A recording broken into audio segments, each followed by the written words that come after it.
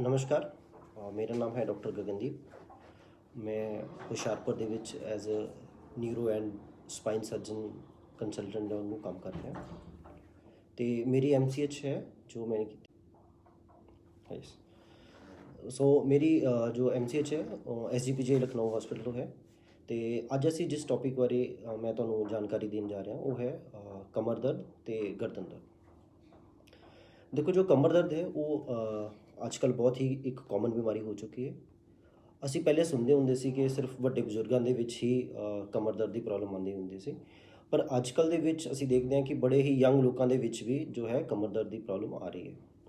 ਇਹਦਾ ਕਾਰਨ ਕੀ ਹੈ ਕਿ ਜੋ ਅੱਜ ਕੱਲ੍ਹ ਜੋ ਹੈ ਯੰਗ ਲੋਕਾਂ ਦੇ ਵਿੱਚ ਵੀ ਕਮਰ ਦਰਦ ਦੀ ਦਿੱਕਤ ਆ ਰਹੀ ਹੈ ਜਾਂ ਉਹ ਜ਼ਿਆਦਾ ਹੋ ਚੁੱਕੀ ਹੈ। ਉਹਦਾ ਕਾਰਨ ਇਹ ਹੈ ਕਿ ਸਾਡੀ ਜੋ ਲਾਈਫ ਸਟਾਈਲ ਹੈ ਉਹ ਚੇਂਜ ਹੋ ਚੁੱਕਾ ਹੈ ਪਹਿਲੇ ਨਾਲੋਂ।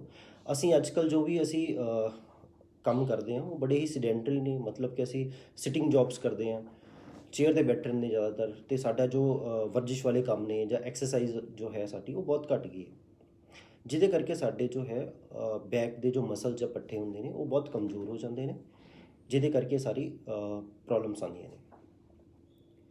ਅਤੇ ਜੋ ਵੀ ਅਸੀਂ ਅੱਜ ਕੱਲ੍ਹ ਦੇ ਵਿੱਚ ਸਾਡੇ ਜੋ ਈਵਨ ਜੋ ਫਿਰ ਸਾਡੇ ਜੋ ਵਹੀਕਲਸ ਵੀ ਨੇ ਚੱਲਦੇ ਨੇ ਹਾਈ ਸਪੀਡ ਵਹੀਕਲਸ, ਉਹਦੇ ਵਿੱਚ ਸਾਡੇ ਜੋ ਇੰਜਰੀ ਦੇ ਚਾਂਸਿਸ ਨੇ, ਜੋ ਸਾਨੂੰ ਸੱਟ ਲੱਗ ਜਾਂਦੀ ਕਮਰ ਦੇ ਵਿੱਚ, ਉਹ ਵੀ ਸਾਡੇ ਜ਼ਿਆਦਾ ਹੋ ਚੁੱਕੇ ਨੇ। ਸੋ ਅਸੀਂ ਇਹਦੇ ਬਾਰੇ ਜਾਣਨ ਲਈ ਕਿ ਕੀ ਪ੍ਰੋਬਲਮ ਹੈ ਉਹਦੇ ਬਾਰੇ ਸਾਨੂੰ ਪਹਿਲੇ ਥੋੜ੍ਹਾ ਜਿਹਾ ਸਾਨੂੰ ਜੋ ਹੈ ਸਾਨੂੰ ਸਪਾਈਨ ਜਾਂ ਰੀੜ੍ਹ ਦੀ ਹੱਡੀ ਜਿਹਨੂੰ ਕਹਿੰਦੇ ਨੇ ਉਹਦੇ ਬਾਰੇ, ਉਹਦੀ ਬਣਤਰ ਬਾਰੇ, ਜਿਹਨੂੰ ਅਸੀਂ ਇੰਗਲਿਸ਼ ਵਿੱਚ ਅਨੈਟਮੀ ਕਹਿੰਦੇ ਹਾਂ, ਉਹਦੇ ਬਾਰੇ ਥੋੜ੍ਹੀ ਜਾਣਕਾਰੀ ਲਵਾਂਗੇ ਕਿ ਇਹ ਹੈ ਕੀ ਹੈ ਅਤੇ ਕੀ ਪ੍ਰੋਬਲਮਸ ਆਉਂਦੀਆਂ ਨੇ। ਦੇਖੋ ਜੋ ਸਾਡੀ ਸਪਾਈਨ ਜਾਂ ਰੀੜ੍ਹ ਦੀ ਹੱਡੀ ਹੈ ਉਹਨੂੰ ਸਮਝਣ ਲਈ ਮੈਂ ਤੁਹਾਨੂੰ ਕੁਝ ਇਹ ਚੀਜ਼ ਦਿਖਾ ਰਿਹਾ। ਇਹ ਕੁਝ ਫੋਟੋਜ਼ ਨੇ। ਦੇਖੋ ਇਹ ਜੋ ਫੋਟੋ ਦੇਖ ਰਹੇ ਹੋ ਇਹ ਸਾਡੀ ਇੱਕ ਸਪਾਈਨ ਦੀ ਫੋਟੋ ਹੈ ਅਤੇ ਜਾਂ ਰੀੜ੍ਹ ਦੀ ਹੱਡੀ ਜਿਹਨੂੰ ਕਹਿੰਦੇ। ਇਹ ਸਾਡੀ ਸਪਾਈਨ ਜੋ ਬਣੀ ਹੁੰਦੀ ਹੈ ਇਹ ਕੁਝ ਵਰਟੀਬਰੇਸ ਤੋਂ ਬਣੀ ਜਾਂਦੀ, ਜਿਹਨੂੰ ਕਹਿੰਦੇ ਨੇ ਰੀੜ੍ਹ ਦੀ ਹੱਡੀ ਦੇ ਮਣਕੇ ਜਿਸ ਤਰ੍ਹਾਂ ਕਹਿੰਦੇ ਨੇ। ਉਹ ਬਹੁਤ ਸਾਰੇ ਹੁੰਦੇ ਨੇ ਅਤੇ ਉਹ ਆਪਸ ਦੇ ਵਿੱਚ ਸਾਰੇ ਜੁੜੇ ਹੁੰਦੇ ਨੇ, ਜਿਹਦੇ ਨਾਲ ਇੱਕ ਕੰਟੀਨਿਊਸ ਸਾਡੀ ਇੱਕ ਜੋ ਹੈ ਸਪਾਈਨ ਬਣਦੀ ਹੈ, ਜਾਂ ਜਿਹਨੂੰ ਅਸੀਂ ਰੀੜ੍ਹ ਦੀ ਹੱਡੀ ਦੇ ਮਣਕੇ ਕਹਿੰਦੇ ਹਾਂ। ਇਹ ਜੋ ਹੈ ਸਾਡਾ ਜੋ ਸਪਾਈਨ ਹੈ ਇਹਨੂੰ ਅਸੀਂ ਵੰਡਿਆ ਹੋਇਆ ਹੈ ਕੁਛ ਹਿੱਸਿਆਂ ਦੇ ਵਿੱਚ। ਇਹ ਜੋ ਸਭ ਤੋਂ ਉੱਪਰ ਵਾਲਾ ਪੋਰਸ਼ਨ ਹੈ ਇਹ ਅਸੀਂ ਪਿੱਛੇ ਤੋਂ ਦੇਖ ਰਹੇ ਹਾਂ, ਅਸੀਂ ਆਪਣੀ ਜੋ ਸਪਾਈਨ ਨੂੰ ਜਾਂ ਰੀੜ੍ਹ ਦੀ ਹੱਡੀ ਨੂੰ ਬੈਕ ਸਾਈਡ ਤੋਂ ਦੇਖ ਰਹੇ ਹਾਂ। ਇਹ ਸਾਡੀ ਸਿਰ ਦੀ ਹੱਡੀ ਤੋਂ ਨੀਚੇ ਜੋ ਗਰਦਨ ਵਾਲੇ ਹਿੱਸੇ ਜੋ ਸਾਡੇ ਜੋ ਵਰਟੀਬਰੇ ਜਾਂ ਰੀੜ੍ਹ ਦੀ ਹੱਡੀ ਦੇ ਮਣਕੇ ਹੁੰਦੇ ਇਹਨਾਂ ਨੂੰ ਹੀ ਸਰਵਾਈਕਲ ਸਪਾਈਨ ਕਹਿੰਦੇ ਆ।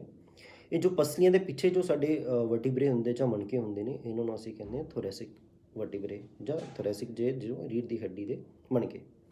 ਸਭ ਤੋਂ ਨੀਚੇ ਵਾਲੇ ਪੋਰਸ਼ਨ ਜੋ ਹੈ ਉਹ ਹੈ ਸਾਡੀ ਕਮਰ ਦਾ ਹਿੱਸਾ, ਜਿਹਨੂੰ ਕਿ ਅਸੀਂ ਕਹਿੰਦੇ ਹਾਂ ਲੰਬਰ ਰੀਜਨ। ਠੀਕ ਹੈ, ਲੰਬਰ ਵਰਟੀਬਰੇ ਤਾਂ ਰੀੜ੍ਹ ਦੀ ਹੱਡੀ ਦੇ ਮਣਕੇ ਜੋ ਲੰਬਰ ਰੀਜਨ ਦੇ ਵਿੱਚ ਆਉਂਦੇ। ਅਤੇ ਸਾਡੇ ਕੁਝ ਨੈਚੁਰਲ ਜੋ ਹੈ ਕੁਝ ਮੋੜ ਹੁੰਦੇ ਨੇ ਜਾਂ ਬੈਂਡਸ ਹੁੰਦੇ ਨੇ ਸਾਡੀ ਸਪਾਈਨ ਦੇ ਵਿੱਚ, ਉਹ ਨੈਚੁਰਲ ਹੁੰਦੇ ਨੇ। ਅਤੇ ਇਹ ਸਪਾਈਨ ਦਾ ਜੋ ਕੰਮ ਹੈ ਸਾਡੇ ਸਰੀਰ ਦੇ ਵਿੱਚ ਉਹ ਕੀ ਹੈ?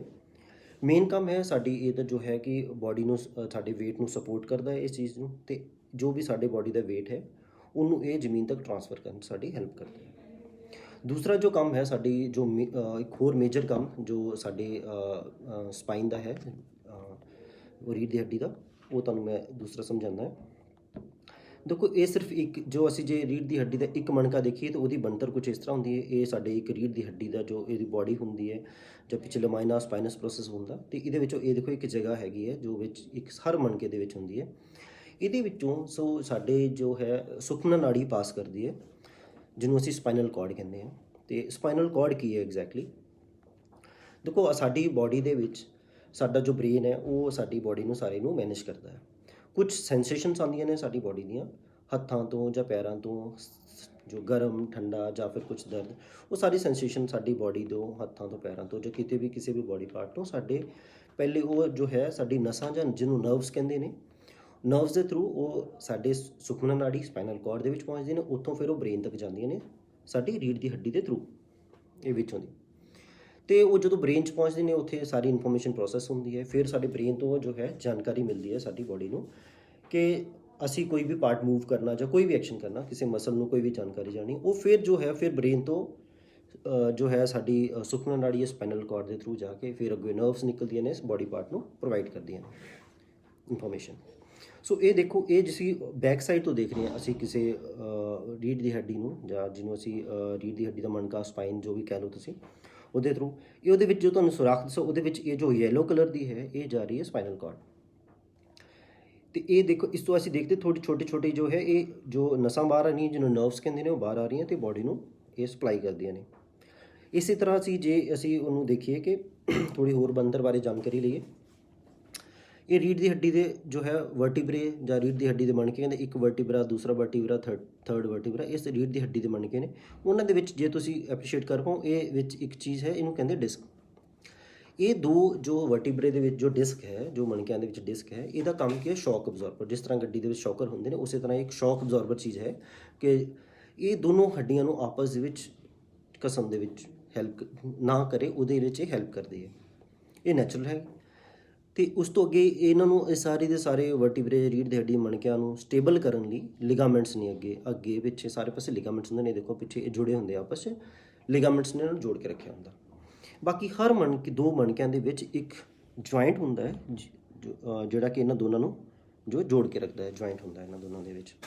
ਤੇ ਇਹਦੇ ਜੋ ਹੈ ਤੁਹਾਨੂੰ ਦੱਸਿਆ ਕਿ ਇਹਦੇ ਸੁਰਾਖ ਦੇ ਵਿੱਚੋਂ ਸੁਖਮਨਾ ਨਾੜੀ ਜਾ ਰਹੀ ਹੈ ਤੇ ਕੁਝ ਨਰਵਸ ਬਾਹਰ ਆ ਰਹੀ ਹੈ। ਜੋ ਨਰਵਸ ਬਾਹਰ ਆ ਰਹੀਆਂ ਇਸ ਦੇ ਥਰੂ ਆਉਂਦੀਆਂ ਨੇ, ਇਹਨੂੰ ਫੋਰਾਮਿਨਾ ਕਹਿੰਦੇ ਨੇ, ਜਿਹਦੇ ਥਰੂ ਬਾਹਰ ਆ ਰਹੀਆਂ ਹੁੰਦੀਆਂ। ਫਿਰ ਅਲੱਗ-ਅਲੱਗ ਬਿਮਾਰੀਆਂ ਹੁੰਦੀਆਂ ਨੇ ਜਿਹਦਾ ਵਿੱਚ ਇਹ ਫਿਰ ਦਿੱਕਤ ਆ ਸਕਦੀ ਹੈ। ਇਹ ਦੇਖੋ ਇਹ ਦੋ ਜੋ ਹੈ ਸਾਡੇ ਵਰਟੀਬਰੇ ਦੇ ਵਿੱਚ ਡਿਸਕ ਹੁੰਦੀ ਹੈ ਨਾਰਮਲੀ, ਇਹ ਪਿੱਛੇ ਸੁਖਮਨਾ ਨਾੜੀ ਹੈ, ਠੀਕ ਹੈ। ਉਸ ਤੋਂ ਬਾਅਦ ਕੀ ਹੈ ਕਿ ਸਾਡੀ ਜੋ ਬੈਕ ਹੈ ਜਾਂ ਕਮਰ, ਉਹਦੇ ਜੋ ਸਪਾਈਨ ਨੂੰ ਸਟੇਬਲ ਕਰਨ ਲਈ ਕੁਝ ਮਸਲਸ ਹੁੰਦੇ ਨੇ ਜਿਹੜੇ ਨੂੰ ਜੋ ਹੈ ਸਟੇਬਲ ਕਰਕੇ ਰੱਖਦੇ ਨੇ ਸਪਾਈਨ ਨੂੰ, ਜਿਹਨੂੰ ਪੱਠੇ ਕਹਿੰਦੇ ਨੇ ਪੰਜਾਬੀ 'ਚ।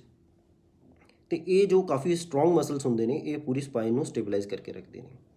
ਤੇ ਜੇ ਇਹ ਪੱਠੇ ਕਮਜ਼ੋਰ ਹੋ ਜਾਣ ਜਾਂ ਕੋਈ ਵੀ ਹੋਰ ਪ੍ਰੋਬਲਮ ਆ ਜਾਏ ਤੇ ਸਾਨੂੰ ਸਪਾਈਨ ਦੀ ਪ੍ਰੋਬਲਮ ਹੋਣ ਦੇ ਚਾਂਸਸ ਜ਼ਿਆਦਾ ਹੁੰਦੇ ਨੇ। ਬਾਕੀ ਜਦੋਂ ਵੀ ਕੋਈ ਸਪਾਈਨ ਦੀ ਪ੍ਰੋਬਲਮ ਹੋਏ ਤੇ ਇਹ ਜੋ ਮਸਲਸ ਨੇ ਸਪਾਜ਼ਮ ਚਲੇ ਜਾਂਦੇ ਨੇ ਉਹਨੂੰ ਬਚਾਉਣ ਦੇ ਲਈ ਸਪਾਈਨ ਨੂੰ। ਇਹ ਹੋ ਗਈ ਸਾਡੀ ਬੇਸਿਕ ਜਾਣਕਾਰੀ ਜੋ ਅਸੀਂ ਆਪਣੇ ਵਰਟੀਬਰੇ ਦੇ ਬਾਰੇ ਲਈਏ। ਤੇ ਜੋ ਵੀ ਅਸੀਂ ਸਾਡੇ ਜੋ ਕਮਰ ਦਰਦ ਹੁੰਦੀ ਹੈ ਅਸੀਂ ਇਹ ਇੰਨੀ ਜ਼ਿਆਦਾ ਕਾਮਨ ਹੈ ਕਿ ਕੁਝ ਜੋ ਰਿਸਰਚ ਸਾਨੂੰ ਇਹ ਦੱਸਦੇ ਹੈ ਕਿ ਜੋ ਰਿਸਰਚ ਨੇ ਉਹ ਸਾਨੂੰ ਦੱਸਦੇ ਨੇ ਕਿ ਅਪਰੋਕਸੀਮੇਟਲੀ ਜੋ ਲਗਭਗ 70% ਲੋਕਾਂ ਨੂੰ ਕਦੇ ਨਾ ਕਦੇ ਜ਼ਿੰਦਗੀ ਦੇ ਵਿੱਚ ਇਸੇ ਤਰ੍ਹਾਂ ਜੋ ਹੈ ਬਹੁਤ ਜ਼ਿਆਦਾ ਤੇਜ਼ ਦਰਦ ਕਮਰ ਵਿੱਚ ਹੋਇਆ ਹੁੰਦਾ। ਇਹਦਾ ਕਹਿਣ ਦਾ ਮਤਲਬ ਇਹ ਨਹੀਂ ਕਿ ਸਾਰਿਆਂ ਨੂੰ ਦਰਦ ਰਹਿੰਦਾ ਹੈ, ਹਾਂ ਕਦੇ ਨਾ ਕਦੇ ਲਾਈਫ ਦੇ ਵਿੱਚ ਇੱਕ ਦੋ ਵਾਰ ਉਹਨਾਂ ਨੂੰ ਕਦੇ ਇਸ ਬਹੁਤ ਹੀ ਜ਼ਿਆਦਾ ਤੇਜ਼ ਕਮਰ ਦਰਦ ਹੋਇਆ ਹੋਣਾ। ਤੇ ਬਾਕੀ ਅਸੀਂ ਸਮਝੀਏ ਕਿ ਜੋ ਵੀ ਸਾਡੇ ਕਮਰ ਦਰਦ ਮਰੀਜ਼ਾਂ ਦੇ ਵਿੱਚ ਹੁੰਦੀ ਹੈ, ਕਿਸੇ ਨੂੰ ਵੀ ਜੋ ਕਮਰ ਦਰਦ ਹੁੰਦੀ ਹੈ ਜਾਂ ਗਰਦਨ ਦਰਦ ਹੁੰਦੀ ਹੈ, ਉਹਦੇ ਕਾਰਨ ਕੀ ਹੁੰਦੇ ਨੇ। ਸਭ ਤੋਂ ਪਹਿਲੇ ਅਸੀਂ ਦੇਖੀਏ ਕਿ ਜੋ ਕਮਰ ਦਰਦ ਦੇ ਕਾਰਨ ਦੇਖੀਏ ਜੋ ਲੰਬਰ ਰੀਜਨ ਜਿਸ ਕਾਰਨ ਤੁਹਾਨੂੰ ਬਿਲਕੁਲ ਕਮਰ ਵਾਲਾ ਰੀਜਨ ਲੰਬਰ ਵਰਟੀਬਰੇ ਦੇ ਨੇੜੇ ਆਉਂਦਾ ਜਿਹੜਾ, ਉਹਦੇ ਵਿੱਚ ਕੀ ਕਾਰਨ ਹੁੰਦੇ ਨੇ। ਅਸੀਂ ਸਿਰਫ ਜੋ ਆਮ ਕਾਰਨ ਜੋ ਜ਼ਿਆਦਾਤਰ ਰਹਿੰਦੇ ਨੇ ਉਹਨਾਂ ਬਾਰੇ ਜਾਣਕਾਰੀ ਦਿੰਦੇ ਹਾਂ। ਸਭ ਤੋਂ ਪਹਿਲੇ ਹੈ ਕਿ ਲੰਬਰ ਡਿਸਕ ਪ੍ਰੋਲੈਪਸ। ਦੇਖੋ ਜੋ ਡਿਸਕ ਅਸੀਂ ਨਾਮ ਲਈਦਾ ਉਹ disc is a normal thing, ਬਿਲਕੁਲ ਹਰ ਕਿਸੇ ਦੇ ਸਪਾਈਨ ਦੇ ਦੋ ਮਣਕਿਆਂ ਦੇ ਵਿੱਚ ਡਿਸਕ ਹੁੰਦੀ ਹੈ। ਤੇ ਡਿਸਕ ਪ੍ਰੋਬਲਮ ਕੀ ਹੁੰਦੀ ਹੈ, ਡਿਸਕ ਪ੍ਰੋਲੈਪਸ ਜੋ ਹੈ ਉਹ ਪ੍ਰੋਬਲਮ ਹੁੰਦੀ ਹੈ ਕਿ ਜੇ ਡਿਸਕ ਆਪਣੀ ਥਾਂ ਤੋਂ ਬਾਹਰ ਆ ਕੇ ਕਿਸੇ ਸੁਖਮਨਾ ਨਾੜੀ ਜਾਂ ਫਿਰ ਜਿਹਨੂੰ ਸਪਾਈਨਲ ਕਾਰਡ ਕਹਿੰਦੇ ਨੇ ਜਾਂ ਫਿਰ ਕਿਸੇ ਨਰਵ ਜਾਂ ਨਸ 'ਤੇ ਪ੍ਰੈਸ਼ਰ ਪਾਏ ਤਾਂ ਫਿਰ ਉਹ ਜੋ ਹੈ ਉਹ ਪ੍ਰੋਬਲਮ ਕ੍ਰੀਏਟ ਕਰਦੀ ਹੈ। ਦੇਖੋ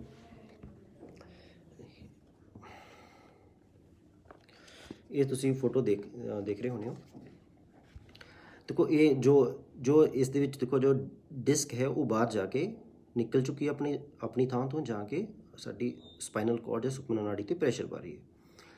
ਇਸ ਪ੍ਰੋਬਲਮ ਨੂੰ ਡਿਸਕ ਪ੍ਰੋਲੈਪਸ ਕਹਿੰਦੇ ਨੇ। ਤੇ ਇਹਦੇ ਕਰਕੇ ਮਰੀਜ਼ ਨੂੰ ਕਮਰ 'ਚ ਦਰਦ ਜਾਂ ਹੋਰ ਜੋ ਵੀ ਸਿੰਪਟਮਸ ਆਉਂਦੇ ਨੇ ਤੁਹਾਨੂੰ ਮੈਂ ਬਾਅਦ ਦੇ ਵਿੱਚ ਦੱਸਦਾ ਜੋ ਆਉਂਦੇ ਨੇ। ਹੋਰ ਕੀ ਦਿੱਕਤ ਹੋ ਸਕਦੀ ਹੈ, ਜਿਸ ਤਰ੍ਹਾਂ ਸਾਡੇ ਜੋ ਰੀੜ੍ਹ ਦੀ ਹੱਡੀ ਦੇ ਮਣਕੇ ਨੇ ਆਪਸ ਦੇ ਵਿੱਚ ਇੱਕ ਦੂਜੇ ਦੇ ਉੱਤੇ ਇਸ ਤਰ੍ਹਾਂ ਫਿਕਸ ਹੁੰਦੇ ਨੇ। ਜੇ ਕੋਈ ਇਹ ਦੋਨੋਂ ਜੋ ਮਣਕੇ ਨੇ ਅੱਗੇ ਪਿੱਛੇ ਹੋ ਜਾਂਦੇ ਨੇ, ਜਦੋਂ ਕਿਸੇ ਸੱਟ ਕਰਕੇ ਜਾਂ ਕਿਸੇ ਵੀ ਕਾਰਨ ਕਰਕੇ ਅੱਗੇ ਪਿੱਛੇ ਹੋ ਜਾਂਦੇ ਤੇ ਜੋ ਉਹਦੇ ਵਿੱਚ ਜੋ ਸਪਾਈਨਲ ਕਾਰਡ ਜਾ ਰਹੀ ਹੈ ਜਾਂ ਫਿਰ ਜੋ ਨਸਾਂ ਨਿਕਲ ਰਹੀਆਂ ਸਾਈਡ ਤੋਂ ਉਹਨਾਂ 'ਤੇ ਖਿਚਾਅ ਪੈਂਦਾ ਜਿਹਦੇ ਕਰਕੇ ਉਹ ਦਰਦ ਹੁੰਦੀ ਹੈ। ਹੋਰ ਕਾਰਨ ਇਹਦਾ ਕੀ ਹੋ ਸਕਦਾ ਕਿ ਜੇ ਓਲਡ ਏਜ ਦੇ ਵਿੱਚ ਜਾਂ ਜਦੋਂ ਬੁਢਾਪੇ ਦੇ ਵਿੱਚ ਜੇ ਸਾਡੀਆਂ ਜੋ ਹੱਡੀਆਂ ਨੇ ਉਹ ਕਮਜ਼ੋਰ ਹੋ ਜਾਂਦੀਆਂ ਨੇ, ਜਿਹਦੇ ਕਰਕੇ ਪੇਨ ਵੀ ਹੋ ਸਕਦਾ ਜਾਂ ਫਿਰ ਉਹੀ ਜੋ ਮਣਕੇ ਨੇ ਜਾਂ ਵਰਟੀਬਰੇ ਨੇ ਉਹ ਫ੍ਰੈਕਚਰ ਹੋ ਸਕਦੇ ਨੇ ਜਾਂ ਕਿਸੇ ਸੱਟ ਕਰਕੇ ਵੀ ਉਹ ਫ੍ਰੈਕਚਰ ਹੋ ਸਕਦੇ ਨੇ।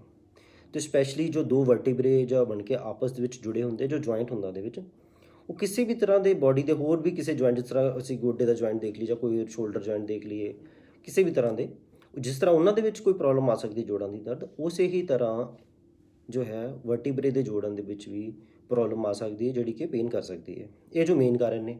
ਬਾਕੀ ਹੋਰ ਕਾਰਨ ਨੇ, ਇਨਫੈਕਸ਼ਨ ਹੋ ਸਕਦੀ ਹੈ, ਜਿਸ ਤਰ੍ਹਾਂ ਟੀਬੀ ਹੁੰਦੀ ਹੈ, ਇਸ ਤਰ੍ਹਾਂ ਦੀਆਂ ਚੀਜ਼ਾਂ ਵੀ ਹੋ ਸਕਦੀਆਂ, ਪਰ ਉਹ ਕਾਰਨ ਬੜੇ ਘੱਟ ਨੇ, ਉਹਨਾਂ ਬਾਰੇ ਅਸੀਂ ਜ਼ਿਆਦਾ ਕੁਝ ਨਹੀਂ ਗੱਲ ਕਰ ਰਹੇ। ਤੇ ਇਹਦੇ ਨਾਲ ਪ੍ਰੋਬਲਮ ਕੀ ਆਉਂਦੀ ਹੈ? ਇਹਨਾਂ ਚੀਜ਼ਾਂ ਨਾਲ ਪ੍ਰੋਬਲਮ ਹੈ ਕਮਰ ਦਰਦ ਕੀ ਹੈ। ਜਿਸ ਤਰ੍ਹਾਂ ਕੋਈ ਅਸੀਂ ਲੈ ਲਈਏ ਜਿਹਦਾ ਡਿਸਕ ਦੀ ਪ੍ਰੋਬਲਮ ਹੈ, ਤਾਂ ਉਹ ਪ੍ਰੋਬਲਮ ਕਿਸ ਤਰ੍ਹਾਂ ਵੱਧਦੀ ਹੈ, ਕਿਸ ਤਰ੍ਹਾਂ ਸ਼ੁਰੂ ਹੁੰਦੀ ਹੈ। ਪਹਿਲਾ ਜੋ ਹੈ ਕਮਰ ਦਰਦ ਰਹਿੰਦੀ ਹੈ, ਠੀਕ ਹੈ। ਕਮਰ ਦਰਦ ਹੋਈ ਕਿਸੇ ਨੂੰ ਤੇ ਉਹ ਮੋਸਟ ਆਫ ਦਾ ਟਾਈਮਸ ਜੋ ਜ਼ਿਆਦਾਤਰ ਲੋਕਾਂ ਦੇ ਵਿੱਚ ਇਹ ਜੋ ਪੇਨ ਹੈ ਉਹ ਹੌਲੀ ਹੌਲੀ ਠੀਕ ਹੋ ਜਾਂਦੀ ਹੈ। ਕਈ ਵਾਰ ਕੀ ਹੁੰਦਾ, ਇਹੀ ਦਰਦ ਜੋ ਹੈ ਜੇ ਪ੍ਰੋਬਲਮ ਵੱਧ ਜਾਏ ਤੇ ਉਹੀ ਜੋ ਦਰਦ ਹੈ ਕਮਰ ਤੋਂ ਲੈ ਕੇ ਉਹ ਲੱਤਾਂ ਦੇ ਵਿੱਚ ਜਾਣਾ ਸ਼ੁਰੂ ਕਰ ਜਾਂਦਾ, ਉਹਨੂੰ ਅਸੀਂ ਕਹਿੰਦੇ ਹਾਂ ਰੈਡੀਕੂਲਰ ਪੇਨ। ਕਮਰ ਤੋਂ ਲੈ ਕੇ ਉਹ ਸਾਡੀ ਲੱਤਾਂ ਦੇ ਥਰੂ ਪੈਰਾਂ ਤੱਕ ਜਾਂਦੀ ਹੈ, ਉਹ ਜੋ ਲੱਤਾਂ ਦੇ ਸਾਹਮਣੇ ਵੀ ਜਾ ਸਕਦੀ ਹੈ, ਜ਼ਿਆਦਾਤਰ ਲੱਤ ਦੇ ਸਾਈਡ ਤੋਂ ਹੋ ਕੇ ਪੈਰ ਤੱਕ ਉਹ ਪੇਨ ਜਾਂਦੀ ਹੈ, ਜਾਂ ਫਿਰ ਲੱਤ ਪਿੱਛੋਂ ਦੀ ਚਲੀ ਜਾਂਦੀ ਹੈ ਪੈਰਾਂ ਤੱਕ ਜੋ ਪੇਨ ਹੁੰਦੀ ਹੈ। ਇਹ ਸਾਡਾ ਹੋ ਗਿਆ ਕਮਰ ਦਰਦ। ਫਿਰ ਉਹ ਰੈਡੀਕੂਲਰ ਪੇਨ ਜਿਹੜਾ ਤੁਹਾਨੂੰ ਦੱਸਿਆ ਕਿ ਹਾਂਜੀ ਉਹ ਚਲੀ ਜਾਂਦੀ ਹੈ। ਉਸ ਤੋਂ ਬਾਅਦ ਕੀ ਹੁੰਦਾ ਕਿ ਜੇ ਪ੍ਰੋਬਲਮ ਥੋੜ੍ਹੀ ਜ਼ਿਆਦਾ ਹੋ ਜਾਏ, ਫਿਰ ਸਾਨੂੰ ਕੀ ਹੈ ਲੱਤ ਦੇ ਵਿੱਚ ਸੁੰਨਾਪਨ ਹੋਣਾ ਮਹਿਸੂਸ ਹੋ ਜਾਂਦਾ ਹੈ। ਉਹਨੂੰ ਕਹਿੰਦੇ ਸੈਂਸਰੀ ਲਾਸ, ਨਮਨੈਸ, ਜਾਂ ਫਿਰ ਸਾਡੇ ਮਰੀਜ਼ ਆਉਂਦੇ ਕਿ ਕੀੜੀਆਂ ਚੱਲ ਰਹੀਆਂ, ਜਾਂ ਬਿਲਕੁਲ ਸੁੰਨ ਹੋ ਗਿਆ, ਜਾਂ ਭਾਰੀ ਹੋ ਗਿਆ ਪੈਰ, ਉਹ ਪ੍ਰੋਬਲਮ ਆਉਂਦੀ ਹੈ। ਤੇ ਉਸ ਤੋਂ ਬਾਅਦ ਕੀ ਪ੍ਰੋਬਲਮ ਆ ਸਕਦੀ ਹੈ ਕਿ ਸਾਡੇ ਜੋ ਹੈ ਪੈਰ ਦੀ ਤਾਕਤ ਦੇ ਵਿੱਚ ਕਮੀ ਆ ਸਕਦੀ ਹੈ। ਪੈਰ ਸਾਨੂੰ ਹਿਲਾਉਣ ਦੇ ਵਿੱਚ ਉੱਪਰ ਜਾਂ ਥੱਲੇ ਕਰਨ ਨੂੰ ਪ੍ਰੋਬਲਮ ਆ ਸਕਦੀ ਹੈ। ਅਲੱਗ-ਅਲੱਗ ਲੈਵਲ 'ਤੇ, ਸਪਾਈਨਲ ਕੋਰਡ ਦੇ ਲੈਵਲ 'ਤੇ ਜਾਂ ਸਪਾਈਨ ਦੇ ਲੈਵਲ 'ਤੇ, ਅਲੱਗ-ਅਲੱਗ ਥਾਵਾਂ 'ਤੇ ਜਿੱਥੇ ਜਿੱਥੇ ਪ੍ਰੋਬਲਮ ਨੇ ਉਹਦੇ ਹਿਸਾਬ ਨਾਲ ਅਲੱਗ-ਅਲੱਗ ਪ੍ਰੋਬਲਮਸ ਆਉਂਦੀਆਂ। ਪੈਰ ਜਾਂ ਗੋਡੇ ਦੀ ਤਾਕਤ 'ਤੇ ਕਿਤੇ ਵੀ ਅਸਰ ਪੈਂਦਾ ਕਿ ਕਿਸ ਥਾਂ 'ਤੇ ਪ੍ਰੋਬਲਮ ਹੈ ਉਹਦੇ ਅਕੋਰਡਿੰਗਲੀ। ਤੇ ਕਈ ਵਾਰ ਕੀ ਹੁੰਦਾ ਕਿ ਉੱਥੇ ਹੀ ਸਾਡੇ ਜੋ ਸਪਾਈਨਲ ਕੋਰਡ ਦੇ ਵਿੱਚ ਉੱਥੇ ਪ੍ਰੈਸ਼ਰ ਪੈਣ ਨਾਲ ਮਰੀਜ਼ ਦੇ ਲੈਟਰਿਨ ਤੇ ਪਿਸ਼ਾਬ ਦੇ ਕੰਟਰੋਲ 'ਤੇ ਵੀ ਫਰਕ ਪੈ ਜਾਂਦਾ, ਜਾਂ ਤਾਂ ਉਹ ਰੁਕ ਜਾਂਦਾ, ਜਾਂ ਫਿਰ ਇਸੇ ਤਰ੍ਹਾਂ ਹੀ ਹੋ ਜਾਂਦਾ ਹੈ ਕਿ ਉਹਨਾਂ ਦਾ ਕੰਟਰੋਲ ਚਲਾ ਜਾਏ ਤੇ ਆਪਣੇ ਆਪ ਹੀ ਉਹ ਰੋਕ ਨਹੀਂ ਸਕਦੇ ਹੈ, ਪਿਸ਼ਾਬ ਦੇ ਲੈਟਰਿਨ ਰੋਕ ਨਹੀਂ ਪਾਉਂਦੇ। ਇਹ ਵੀ ਪ੍ਰੋਬਲਮ ਆ ਸਕਦੀ ਹੈ। ਇਸੇ ਤਰ੍ਹਾਂ ਅਸੀਂ ਜੇ ਸਰਵਾਈਕਲ ਸਪਾਈਨ ਜੋ ਗਰਦਨ ਦੇ ਵਿੱਚ ਸਾਡੇ ਰੀੜ੍ਹ ਦੀ ਹੱਡੀ ਦੇ ਮਣਕੇ ਨੇ, ਉਹਨਾਂ ਦੀ ਪ੍ਰੋਬਲਮ ਦੇ ਬਾਰੇ ਦੇਖੀਏ। ਦੇਖੋ ਜੋ ਕੁਝ ਕਾਰਨ ਨੇ, ਜਿਸ ਤਰ੍ਹਾਂ ਡਿਸਕ ਦੀ ਪ੍ਰੋਬਲਮ, ਜਿਸ ਪੇਸ਼ੈਂਟ ਦੇ ਸਾਨੂੰ ਸਰਵਾਈਕਲ ਦੀ ਪ੍ਰੋਬਲਮ ਹੈ। ਸਰਵਾਈਕਲ ਦੀ ਪ੍ਰੋਬਲਮ ਜਸਟ ਜੋ ਪੇਸ਼ੈਂਟ ਸਾਡੇ ਕੋਲ ਆਉਂਦੇ ਉਹਨਾਂ ਦਾ ਮਤਲਬ ਹੁੰਦਾ ਪੇਨ ਹੋ ਰਹੀ ਹੈ। ਉਹਦੇ ਕਾਰਨ ਕੀ ਹੋ ਸਕਦੇ ਨੇ? ਕਾਰਨ ਹੋ ਸਕਦੇ ਕਿ ਦੇਖੋ ਡਿਸਕ ਪ੍ਰੋਲੈਪਸ, ਜਿਸ ਤਰ੍ਹਾਂ ਤੁਹਾਨੂੰ ਦੱਸਿਆ ਸੀ ਕਮਰ ਦੇ ਵਿੱਚ ਹੋ ਉਸੇ ਤਰ੍ਹਾਂ ਜੋ ਦੋਨਾਂ ਦੇ ਵਿੱਚ ਦੀ ਡਿਸਕ ਹੈ ਉਹ ਵੀ ਆਪਣੀ ਜਗ੍ਹਾ ਤੋਂ ਆ ਕੇ ਸਾਡੀ ਨਰਵ ਜਾਂ ਸੁਖਮਨੀ ਨਾੜੀ ਜੋ ਸਪਾਈਨਲ ਕੋਰਡ ਹੈ ਉਹਨਾਂ ਦੋਨਾਂ ਦੇ ਉੱਤੇ ਪ੍ਰੈਸ਼ਰ ਪਾ ਸਕਦੀ ਹੈ। ਹੋਰ ਜਿਸ ਤਰ੍ਹਾਂ ਕਿ ਦੱਸਿਆ ਕਿ ਹੱਡੀਆਂ ਅੱਗੇ ਪਿੱਛੇ ਹੋ ਜਾਂਦੀਆਂ ਨੇ, ਵਰਟੀਬ੍ਰੇਸ ਜੋ ਨੇ, ਉਸੇ ਤਰ੍ਹਾਂ ਹੀ ਉਹ ਅੱਗੇ ਪਿੱਛੇ ਕਿਸੇ ਸੱਟ ਕਰਕੇ ਜਾਂ ਕਿਸੇ ਹੋਰ ਕਾਰਨ ਕਰਕੇ ਗਰਦਨ ਦੇ ਵਿੱਚ ਵੀ ਅੱਗੇ ਪਿੱਛੇ ਹੋ ਸਕਦੇ ਨੇ, ਜਿਹਦੇ ਕਰਕੇ ਸਟ੍ਰੈਚਿੰਗ ਹੁੰਦੀ ਹੈ ਨਰਵਸ ਦੀ ਤੇ ਸੁਖਮਨਾ ਜੋ ਹੈ ਆਪਣੀ ਸੁਖਮਨਾ ਨਾੜੀ ਦੀ, ਉਹਨਾਂ ਕਰਕੇ ਉਹ ਪ੍ਰੋਬਲਮ ਮਰੀਜ਼ ਨੂੰ ਆ ਸਕਦੀ ਹੈ। ਬਾਕੀ ਉੱਥੇ ਵੀ ਇਨਫੈਕਸ਼ਨ ਹੋ ਸਕਦੀ ਹੈ ਜਾਂ ਕੋਈ ਫ੍ਰੈਕਚਰ ਹੋ ਸਕਦਾ ਸੱਟ ਨਾਲ, ਇਹ ਸਾਰੀਆਂ ਪ੍ਰੋਬਲਮਸ ਆ ਸਕਦੀਆਂ ਨੇ। ਤੇ ਇਹਦੇ ਵਿੱਚ ਜੋ ਹੈ ਪ੍ਰੋਬਲਮਸ ਕੀ ਆ ਸਕਦੀਆਂ ਨੇ? ਦੇਖੋ ਗਰਦਨ ਦਰਦ ਹੁੰਦੀ ਹੈ, ਫਿਰ ਉਹੀ ਦਰਦ ਕਈ ਵਾਰ ਕੀ ਹੈ ਉਹ ਸਾਡੀ ਬਾਂਹ ਦੇ ਵਿੱਚ, ਗਰਦਨ ਬਿਲਕੁਲ ਨਾਲੋਂ ਨਾਲ ਸਾਡੀ ਬਾਂਹ ਦੇ ਵਿੱਚ ਆ ਜਾਂਦੀ ਹੈ, ਦੋਨਾਂ ਬਾਹਾਂ ਦੇ ਵਿੱਚ ਜਾ ਸਕਦੀ ਹੈ। ਫਿਰ ਸੁੰਨਾਪਨ ਹੋ ਸਕਦਾ, ਕਮਜ਼ੋਰੀ ਆ ਸਕਦੀ ਹੈ। ਤੇ ਗਰਦਨ ਦੇ ਜੋ ਆਪਣੇ ਜੋ ਸਰਵਾਈਕਲ ਸਪਾਈਨ ਹੈ ਉਹਦੇ ਵਿੱਚ ਜੇ ਕਮਜ਼ੋਰੀ ਆਉਂਦੀ ਹੈ ਤੇ ਨਾਲ ਕੀ ਹੁੰਦਾ ਕਿ ਇਹ ਪ੍ਰੋਬਲਮ ਆ ਸਕਦੀਆਂ ਨੇ। ਨਾਲੇ ਜੋ ਅਲੱਗ ਚੀਜ਼ ਹੈ, ਜੋ ਡੇਂਜਰਸ ਚੀਜ਼ ਰਹਿੰਦੀ ਹੈ ਸਰਵਾਈਕਲ ਸਪਾਈਨ ਦੇ ਵਿੱਚ, ਜੇ ਇਹ ਪ੍ਰੋਬਲਮ ਵੱਧ ਜਾਏ ਤੇ ਸੁਖਮਨਾ ਨਾੜੀ ਤੇ ਪ੍ਰੈਸ਼ਰ ਪੈਣਾ ਪੈ ਜਾਏ ਸਪਾਈਨਲ ਕੋਰਡ ਦੇ ਉੱਤੇ, ਫਿਰ ਜੇ ਸਰਵਾਈਕਲ ਦੇ ਜੇ ਅਪ ਲੈਵਲਸ ਹੋਣ, ਜਿਸ ਤਰ੍ਹਾਂ 3rd 4th ਲੈਵਲ 'ਤੇ, ਕਿਉਂਕਿ 7 ਸਰਵਾਈਕਲ ਵਰਟੀਬ੍ਰੇਸ ਹੁੰਦੇ, ਜੇ 3rd 4th ਲੈਵਲ 'ਤੇ ਹੋ ਜਾਏ ਜਾਂ ਉਸ ਤੋਂ ਉੱਪਰ ਹੋਵੇ, ਫਿਰ ਮਰੀਜ਼ ਨੂੰ ਜੋ ਹੈ ਸਾਹ ਦੀ ਦਿੱਕਤ ਵੀ ਆ ਸਕਦੀ ਹੈ, ਜਿਹੜੀ ਕਿ ਮਰੀਜ਼ ਲਈ ਡੇਂਜਰਸ ਹੋ ਸਕਦੀ ਹੈ। ਇਹ ਚੀਜ਼ਾਂ ਹੋ ਗਈਆਂ ਕਿ ਮਰੀਜ਼ ਨੂੰ ਜੋ ਕੀ ਕਾਰਨ ਨੇ, ਜਾਂ ਇੱਕ ਸਰਵਾਈਕਲ ਸਾਡੇ ਕੋਲ OPLL ਨਾਮ ਜੋ ਦੀ ਬਿਮਾਰੀ ਹੈ ਉਹਦੇ ਵਿੱਚ ਕੀ ਹੁੰਦਾ ਕਿ ਕੁਝ ਲਿਗਾਮੈਂਟਸ ਹੁੰਦੇ ਨੇ ਸਾਡੇ ਸਰਵਾਈਕਲ ਸਪਾਈਨ ਦੇ ਵਿੱਚ, ਕਈ ਵਾਰ ਉਹਨਾਂ ਦੇ ਵਿੱਚ ਕੈਲਸੀਫਿਕੇਸ਼ਨ, ਮਤਲਬ ਉਹਦੇ 'ਚ ਕੈਲਸ਼ੀਅਮ ਜਮ੍ਹਾਂ ਹੋ ਜਾਂਦਾ, ਉਹਦੇ ਕਰਕੇ ਕੀ ਹੁੰਦਾ, ਜੋ ਸੁਖਮਨਾ ਨਾੜੀ ਦੇ ਜਾਣ ਦਾ ਰਸਤਾ ਹੁੰਦਾ ਉਹ ਛੋਟਾ ਹੋ ਜਾਂਦਾ। ਉਹ ਜੇ ਛੋਟਾ ਹੋ ਜਾਏ ਤੇ ਫਿਰ ਵੀ ਮਰੀਜ਼ ਨੂੰ ਇਹ ਸਾਰੀਆਂ ਦਿੱਕਤਾਂ ਆ ਸਕਦੀਆਂ ਨੇ। ਤੇ ਇਹ ਹੋ ਗਏ ਜੋ ਕਾਰਨ ਤੇ ਕੀ ਪ੍ਰੋਬਲਮਸ ਆਉਂਦੀਆਂ ਨੇ। ਤੇ ਇਹਨਾਂ ਨੂੰ ਕਾਰਨਾਂ ਨੂੰ ਜੇ ਹੈ ਨੇ ਅਸੀਂ ਕਿਸ ਤਰ੍ਹਾਂ ਪਛਾਣਦੇ ਹਾਂ ਕਿ ਬਿਮਾਰੀ ਕੀ ਹੈ, ਕਿਉਂਕਿ ਕਿੰਨੀਆਂ ਸਾਰੀਆਂ ਬਿਮਾਰੀਆਂ ਨੇ ਤੇ ਅਲੱਗ-ਅਲੱਗ ਲੈਵਲ 'ਤੇ ਹੋ ਸਕਦੀਆਂ ਨੇ, ਤੇ ਸਾਨੂੰ ਕਿਸ ਤਰ੍ਹਾਂ ਪਤਾ ਚੱਲੇ ਕਿ ਕਿਹੜੇ ਲੈਵਲ 'ਤੇ ਪ੍ਰੋਬਲਮ ਹੈ ਮਰੀਜ਼ ਨੂੰ ਤੇ ਕਿੰਨੀ ਜ਼ਿਆਦਾ ਪ੍ਰੋਬਲਮ ਹੈ, ਉਹ ਕਿਸ ਤਰ੍ਹਾਂ ਪਤਾ ਕੀਤਾ ਜਾਏ। ਉਹਦੇ ਲਈ ਦੇਖੋ ਸਾਡੇ ਕੋਲ ਕੁਝ ਟੈਸਟ ਨੇ। ਸਭ ਤੋਂ ਪਹਿਲਾਂ ਤੇ ਡਾਕਟਰ ਨੇ ਉਹ ਪਹਿਲੇ ਜੋ ਮਰੀਜ਼ ਦੇ ਦਿੱਕਤਾਂ ਨੇ ਉਹਨਾਂ ਦੇ ਹਿਸਾਬ ਨਾਲ ਉਹ ਪਹਿਲੇ ਆਈਡੀਆ ਲਗਾਉਂਦੇ ਆ ਕਿ ਮਰੀਜ਼ ਨੂੰ ਕੀ ਦਿੱਕਤ ਹੋ ਸਕਦੀ ਹੈ, ਕਿ ਕਮਰ ਦੀ ਦਿੱਕਤ ਹੈ ਜਾਂ ਗਰਦਨ ਦੀ ਦਿੱਕਤ ਹੈ ਜਾਂ ਜੋ ਡਿਸਕ ਦੀ ਦਿੱਕਤ ਹੈ ਜਾਂ ਕੋਈ ਹੋਰ ਦਿੱਕਤ ਹੈ, ਉਹਦੇ ਬਾਰੇ ਜਾਣਕਾਰੀ ਲੈਂਦੇ ਨੇ, ਉਸ ਤੋਂ ਟਰਾਈ ਕਰਦੇ ਨੇ। ਤੇ ਉਸ ਤੋਂ ਬਾਅਦ ਕੀ ਹੈ, ਜੋ ਸਾਡੇ ਟੈਸਟ ਨੇ, ਟੈਸਟ ਦੇ ਵਿੱਚ ਕੀ ਆਉਂਦਾ ਨੇ, ਸਭ ਤੋਂ ਪਹਿਲੇ ਜੋ ਟੈਸਟ ਹੈ ਉਹ ਹੈਗਾ ਐਕਸ-ਰੇ। ਐਕਸ-ਰੇ ਜੋ ਹੈ ਬੜਾ ਪੁਰਾਣਾ ਟੈਸਟ ਹੈ। ਉਹਦੇ ਵਿੱਚ ਸਾਨੂੰ ਮੇਨ ਜਾਣਕਾਰੀ ਮਿਲਦੀ ਹੈ ਹੱਡੀ ਦੀ ਬਣਤਰ ਬਾਰੇ, ਕਿ ਹੱਡੀ ਕੋ ਫ੍ਰੈਕਚਰ ਤਾਂ ਨਹੀਂ ਹੈ, ਕੋਈ ਦੋਨੋਂ ਹੱਡੀਆਂ ਹਿੱਲ ਤਾਂ ਨਹੀਂ ਗਈਆਂ ਨੇ, ਜਾਂ ਫਿਰ ਜੋ ਫੋਰਾਮਿਨਾ ਤੁਹਾਨੂੰ ਦੱਸਿਆ ਇੱਕ ਚੀਜ਼ ਜਿਹਦੇ ਥਰੂ ਨਰਵਸ ਬਾਹਰ ਆਉਂਦੀਆਂ, ਕਿ ਉਹ ਜੋ ਰਸਤਾ ਹੈ ਛੋਟਾ ਤਾਂ ਨਹੀਂ ਹੋ ਗਿਆ, ਉਹ ਵੀ ਅਸੀਂ ਐਕਸ-ਰੇ ਵਿੱਚ ਦੇਖ ਸਕਦੇ ਹਾਂ। ਉਸ ਤੋਂ ਬਾਅਦ ਹੁੰਦਾ ਸੀਟੀ ਸਕੈਨ। ਸੀਟੀ ਸਕੈਨ ਹੈ ਜੋ ਐਡਵਾਂਸਡ ਇੱਕ ਜੋ ਹੈ ਟੈਸਟ ਹੈ, ਉਹਦੇ ਵਿੱਚ ਸਾਨੂੰ ਪ੍ਰੋਪਰ ਜਾਣਕਾਰੀ ਮਿਲਦੀ ਹੈ। ਉਹਦੇ ਵਿੱਚ ਵੀ ਮੇਨ ਹੱਡੀਆਂ ਦੀ ਜਾਣਕਾਰੀ ਮਿਲਦੀ ਹੈ, ਪਲੱਸ ਉਹਦੇ ਨਾਲ ਸਾਨੂੰ ਇੱਕ ਹੋਰ ਜੋ ਜਾਣਕਾਰੀ ਮਿਲਦੀ ਹੈ ਕਿ ਕਿਸ ਤਰ੍ਹਾਂ ਦਾ ਆਪਰੇਸ਼ਨ ਕੀਤਾ ਜਾਏ ਅਤੇ ਕਿਵੇਂ ਕੀਤਾ ਜਾਏ, ਉਹਦੇ ਬਾਰੇ ਸਾਨੂੰ ਬਹੁਤ ਸਾਰੀ ਜੋ ਜਾਣਕਾਰੀ ਹੈ ਉਹ ਸਾਨੂੰ ਮਿਲਦੀ ਹੈ, ਸੀਟੀ ਸਕੈਨ ਤੋਂ ਮਿਲ ਸਕਦੀ ਹੈ। ਅਤੇ ਉਸ ਤੋਂ ਬਾਅਦ ਜੋ ਨੈਕਸਟ ਜੋ ਹੈਗੀ ਆਪਣੇ ਕੋਲ ਇਨਵੈਸਟੀਗੇਸ਼ਨ, ਜਿਹੜੀ ਕਿ ਬਹੁਤ ਹੀ ਜ਼ਿਆਦਾ ਇੰਪੋਰਟੈਂਟ ਹੈ, ਉਹ ਹੈ MRI, ਜਾਂ ਗਰਦਨ ਦੀ ਵੀ ਕਹਿ ਲਓ ਜਾਂ ਕਮਰ ਦੀ ਲੈ ਲਓ। ਇਹਨਾਂ ਦੋਨਾਂ ਦੀ ਜੋ ਸਭ ਤੋਂ ਜੋ ਬੈਸਟ ਸਾਡੇ ਕੋਲ ਜੋ ਇਸ ਟਾਈਮ ਜੋ ਡਾਇਗਨੋਸਟਿਕ ਚੀਜ਼ ਹੈ ਜਿਹਨੂੰ ਅਸੀਂ ਪਤਾ ਕਰ ਸਕਦੇ, ਉਹ ਹੈ MRI। MRI ਦੇ ਵਿੱਚ ਸਾਨੂੰ ਪਤਾ ਚੱਲਦਾ ਹੈ ਕਿ ਕੋਈ ਡਿਸਕ ਦੀ ਪ੍ਰੋਬਲਮ ਹੈ ਜਾਂ ਨਹੀਂ ਹੈ, ਜੇ ਹੈ ਤਾਂ ਕਿੰਨੀ ਜ਼ਿਆਦਾ ਹੈ, ਉਹ ਜੇ ਉਹਨੂੰ ਉਸ ਚੀਜ਼ ਦੀ ਮੈਨੇਜਮੈਂਟ ਨੂੰ ਉਹਨੂੰ ਠੀਕ ਕਰਨ ਲਈ ਕੀ ਸਾਨੂੰ ਦਵਾਈਆਂ ਨਾਲ ਮੈਨੇਜਮੈਂਟ ਹੋ ਸਕਦੀ ਹੈ ਜਾਂ ਨਹੀਂ ਹੋ ਸਕਦੀ, ਜਾਂ ਫਿਰ ਉਹਨੂੰ ਆਪਰੇਸ਼ਨ ਦੀ ਹੀ ਲੋੜ ਹੈ। ਇਹ ਸਾਰੀ ਚੀਜ਼ਾਂ ਨੇ ਜੋ ਇਹ ਅਸੀਂ MRI ਸਕੈਨ ਦੇ ਥਰੂ ਪਤਾ ਕਰ ਲੈਂਦੇ ਹਾਂ। ਹੋਰ ਇੱਕ ਇੰਪੋਰਟੈਂਟ ਚੀਜ਼ ਹੈ ਤੇ MRI ਦੇ ਨਾਲ ਅਸੀਂ ਲੈਵਲ ਪਤਾ ਕਰ ਸਕਦੇ ਹਾਂ ਕਿ ਕਿਹੜੇ ਲੈਵਲ 'ਤੇ ਪ੍ਰੋਬਲਮ ਹੈ ਸਪਾਈਨ ਦੇ ਵਿੱਚ, ਜਿਹਦੇ ਕਰਕੇ ਸਾਨੂੰ ਮੈਨੇਜਮੈਂਟ 'ਚ ਬੜੀ ਹੈਲਪ ਹੁੰਦੀ ਕਿ ਕਿਹੜੇ ਲੈਵਲ 'ਤੇ ਆਪਰੇਟ ਕਰੀਏ, ਕਿੰਨਾ ਘੱਟ ਤੋਂ ਘੱਟ ਆਪਰੇਟ ਕਰੀਏ, ਕਿ ਜਿਹਦੇ ਨੂੰ ਕੁਝ ਵੀ ਉਹਦਾ ਟਰੀਟਮੈਂਟ ਕਰੀਏ ਕਿ ਸਾਨੂੰ ਉਹ ਜੋ ਹੈ ਮਰੀਜ਼ ਨੂੰ ਰਾਹਤ ਮਿਲ ਜਾਏ ਉਸ ਪੇਨ ਤੋਂ, ਜਾਂ ਜਿਹਨੂੰ ਕਿਸੇ ਵੀ ਤਰ੍ਹਾਂ ਦੀ ਤਕਲੀਫ ਆਈ, ਤੁਹਾਨੂੰ ਦੱਸਿਆ ਜੋ ਕਮਜ਼ੋਰੀ ਆ ਜਾਏ, ਸੁੰਨਾਪਨ ਆ ਜਾਏ, ਪਿਸ਼ਾਬ ਲੈਟਰਿਨ ਦੀ ਦਿੱਕਤ ਹੈ, ਇਹਨਾਂ ਚੀਜ਼ਾਂ ਤੋਂ ਕਿਸ ਤਰ੍ਹਾਂ ਇੰਪਰੂਵਮੈਂਟ ਹੋ ਪਾਏ, ਉਹ ਸਾਨੂੰ MRI ਤੋਂ ਜਾਣਕਾਰੀ ਬਹੁਤ ਮਿਲਦੀ ਹੈ। ਹੋਰ ਕੁਝ ਵੀ ਟੈਸਟ ਨੇ, ਜਿਸ ਤਰ੍ਹਾਂ ਡੈਕਸਾ ਸਕੈਨ ਹੈ, ਉਹ ਸਾਰੇ ਦੇਖਦੇ ਆ ਕਿ ਹੱਡੀ ਦੀ ਮਜ਼ਬੂਤੀ ਕਿੰਨੀ ਹੈ। ਉਹ ਮਜ਼ਬੂਤੀ ਨੂੰ ਦੇਖਣ ਲਈ ਸਾਡੇ ਕੋਲ ਜੋ ਸਕੈਨ ਹੁੰਦਾ ਉਹ ਹੁੰਦਾ ਹੈ ਡੈਕਸਾ ਸਕੈਨ। ਬਾਕੀ ਕੁਝ ਹੋਰ ਟੈਸਟ ਵੀ ਨੇ ਜੋ ਉਹਦੇ ਰਿਲੇਟਡ ਨੇ, ਪਰ ਅਲੱਗ ਬਿਮਾਰੀਆਂ ਲਈ, ਜੋ ਕਿ ਬੜੀਆਂ ਘੱਟ ਨੇ, ਉਹਦੇ ਬਾਰੇ ਅਸੀਂ ਜ਼ਿਆਦਾ ਨਹੀਂ ਗੱਲ ਕਰ ਰਹੇ। ਜੋ ਨਵੇਂ ਟੈਸਟ ਹੋਰ ਆਏ ਨੇ, ਨਰਵ ਕੰਡਕਸ਼ਨ ਸਟੱਡੀਜ਼ ਜਾਂ ਨਰਵ ਕੰਡਕਸ਼ਨ ਵੈਲੋਸਿਟੀ ਜੋ ਦੇਖਦੇ ਨੇ, ਉਹ ਨਵੇਂ ਟੈਸਟ ਆਏ ਨੇ ਜਿਹਦੇ ਨਾਲ ਸਾਨੂੰ ਨਰਵਸ ਦੀ ਹਾਲਤ ਦੇ ਬਾਰੇ ਪਤਾ ਚੱਲਦਾ ਕਿ ਉਹਨਾਂ ਦੀ ਬਿਮਾਰੀ ਕਿਹੜੀ ਹੈ। ਇਹ ਹੋ ਗਏ ਸਾਡੇ ਟੈਸਟ। ਨੈਕਸਟ ਜੋ ਚੀਜ਼ ਹੈ ਕਿ ਇਹ ਹੋ ਗਈ ਸਾਡੀ ਬਿਮਾਰੀ, ਉਹਨਾਂ ਨਾਲ ਪ੍ਰੋਬਲਮ ਕੀ ਆਉਂਦੀ ਹੈ, ਉਹਨਾਂ ਦੇ ਜਾਂਚ ਕਿਸ ਤਰ੍ਹਾਂ ਕੀਤੀ ਜਾਂਦੀ ਹੈ, ਅੱਗੇ ਕਿ ਉਹਨਾਂ ਦੀ ਮੈਨੇਜਮੈਂਟ ਕਿਸ ਤਰ੍ਹਾਂ ਕੀਤੀ ਜਾਂਦੀ ਹੈ। ਦੇਖੋ, ਮੈਂ ਮੈਨੇਜਮੈਂਟ ਦੇ ਨਾਲ ਕਿਸ ਤਰ੍ਹਾਂ ਉਹਨਾਂ ਨੂੰ ਠੀਕ ਕਰਨਾ, ਮੈਨੇਜਮੈਂਟ ਦੇ ਨਾਲ ਅਤੇ ਜੋ ਲੋਕਾਂ ਨੂੰ ਕੀ ਗਲਤਫਹਿਮੀਆਂ ਨੇ, ਉਹ ਤੁਹਾਨੂੰ ਮੈਂ ਦੋਨੋਂ ਚੀਜ਼ਾਂ ਨਾਲ ਦੱਸਣ ਲੱਗਾ। ਸਭ ਤੋਂ ਪਹਿਲੀ ਜੋ ਹੈ, ਜੋ ਗਲਤਫਹਿਮੀ ਲੋਕਾਂ ਨੂੰ ਕਿ ਜੋ ਸਪਾਈਨ ਦੀ ਕੋਈ ਵੀ ਪ੍ਰੋਬਲਮ ਹੋਵੇ ਤਾਂ ਉਸਨੂੰ ਆਪਰੇਸ਼ਨ ਦੀ ਲੋੜ ਪੈਂਦੀ ਜਾਂ ਉਹਨਾਂ ਨੂੰ ਦੱਸਿਆ ਜਾਂਦਾ ਕਿ ਆਪਰੇਸ਼ਨ ਦੀ ਹੀ ਲੋੜ ਹੈ। ਇਸ ਤਰ੍ਹਾਂ ਬਿਲਕੁਲ ਨਹੀਂ ਹੈ। 97% ਜੋ ਹੈ, ਜੋ ਬੈਕ ਏਕ ਦੀ ਪ੍ਰੋਬਲਮ ਆਉਂਦੀ ਹੈ, ਨੈਕ ਪੇਨ ਦੀ ਜੋ ਸਾਨੂੰ, ਜਾਂ ਗਰਦਨ ਦਰਦ ਦੀ ਜੋ ਵੀ ਹੈ, ਉਹਨਾਂ ਦੀ ਜੋ ਪ੍ਰੋਬਲਮਸ ਆਉਂਦੀਆਂ ਨੇ, 97% ਟਾਈਮਸ ਉਹ ਮੈਡੀਸਿਨ ਦੇ ਨਾਲ ਹੀ, ਜਾਂ ਫਿਰ ਮੈਡੀਸਿਨ ਦੇ ਨਾਲ ਜੋ ਫਿਜ਼ੀਓਥੈਰੇਪੀ ਅਸੀਂ ਦੱਸੀ ਦੀ ਹੈ, ਉਹਨਾਂ ਨਾਲ ਪੇਸ਼ੈਂਟ ਨੂੰ ਰਿਲੀਫ ਮਿਲ ਜਾਂਦਾ 97% ਟਾਈਮਸ। ਸੋ ਹਰ ਮਰੀਜ਼ ਨੂੰ ਆਪਰੇਸ਼ਨ ਦੀ ਲਈ ਐਡਵਾਈਜ਼ ਨਹੀਂ ਕੀਤਾ ਜਾਂਦਾ। ਸੋ ਉਹਦੇ ਵਿੱਚ ਵੀ ਕੀ ਹੈ, ਤੁਹਾਨੂੰ ਦੱਸਿਆ ਕਿ ਮੈਡੀਸਿਨਸ ਵੀ ਕੁਝ ਪੇਨ ਕਿਲਰਸ ਹੁੰਦੇ ਨੇ, ਮੈਸਰਲੈਕਸਨ ਹੁੰਦੇ ਨੇ, ਕੁਝ ਨਿਊਰੋਸਟਿਮੂਲੇਟਰਸ ਜੋ ਕੁਝ ਮੈਡੀਸਿਨਸ ਹੁੰਦੀਆਂ ਨੇ, ਉਹ ਸਾਰੀਆਂ ਨਾਲ ਮੈਨੇਜ ਕਰਕੇ ਜੋ ਪੇਸ਼ੈਂਟ ਨੂੰ ਪੇਨ ਰਿਲੀਫ ਹੋ ਜਾਂਦਾ ਹੈ।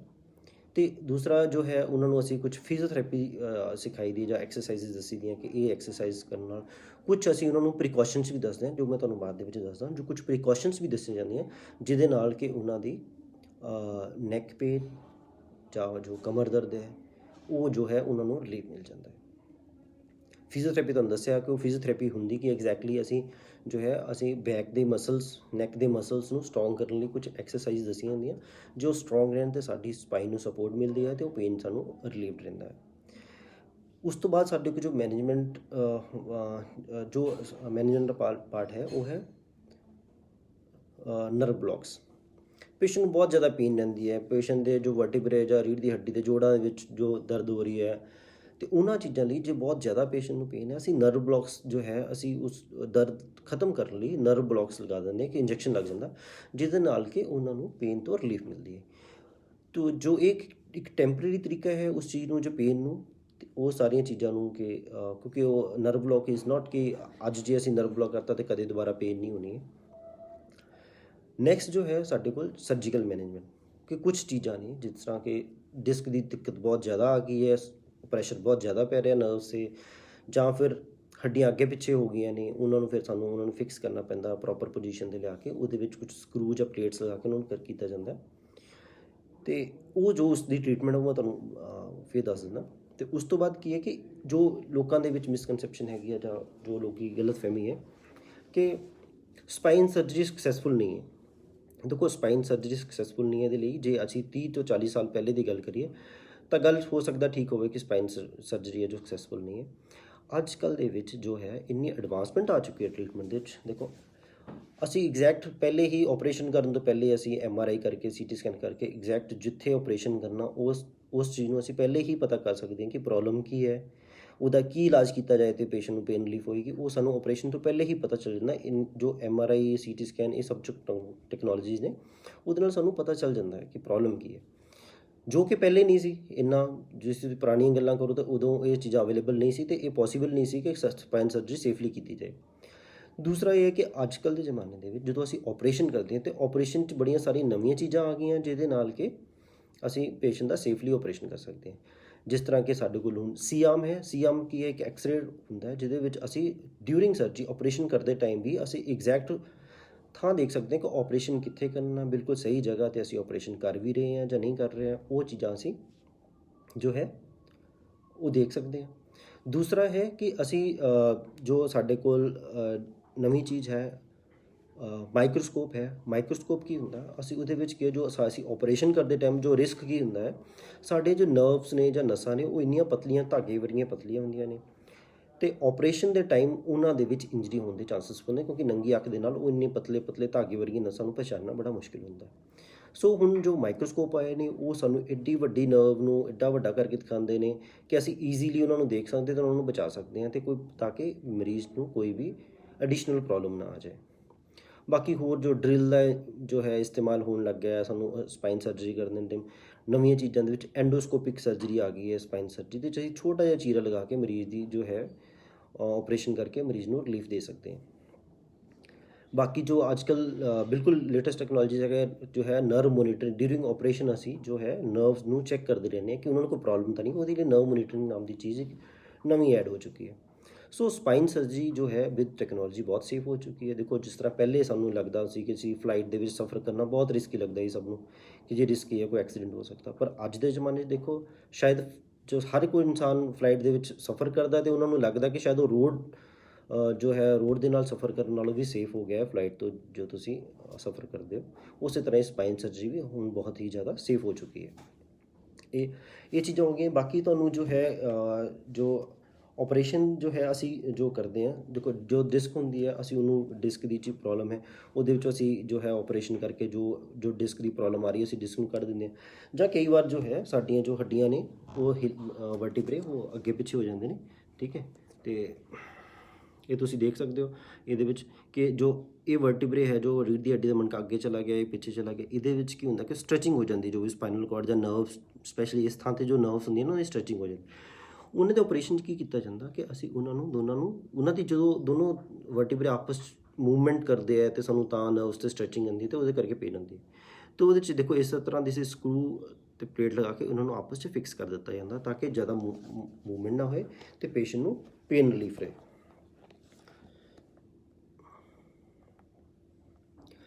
ਅਤੇ ਇਹ ਚੀਜ਼ਾਂ ਹੋ ਗਈਆਂ ਸਾਡੀਆਂ ਕਿ ਨੈਕਸਟ ਕੀ ਹੈ ਕਿ ਪੇਸ਼ੈਂਟਸ ਜੋ ਸਾਡੇ ਕੋਲ ਕੁਝ ਪੇਸ਼ੈਂਟਸ ਨੂੰ ਇਹ ਲੱਗਦਾ ਕਿ ਆਪਰੇਸ਼ਨ ਕਰਵਾਉਣ ਤੋਂ ਬਾਅਦ ਸਪਾਈਨ ਦੇ ਆਪਰੇਸ਼ਨ ਕਰਵਾਉਣ ਤੋਂ ਬਾਅਦ ਜੋ ਹੈ ਪੈਰਾਂ ਦੀ ਜਾਂ ਜੋ ਸਰਵਾਈਕਲ ਸਪਾਈਨ ਦਾ ਆਪਰੇਸ਼ਨ ਕੀਤਾ ਹੱਥਾਂ ਪੈਰਾਂ ਦੋਨਾਂ ਦੀ ਜੋ ਹੈ ਤਾਕਤ ਚਲੀ ਜਾਂਦੀ ਹੈ, ਠੀਕ ਹੈ, ਫਾਲਿਸ਼ ਹੋ ਜਾਂਦਾ ਮਰੀਜ਼ ਨੂੰ।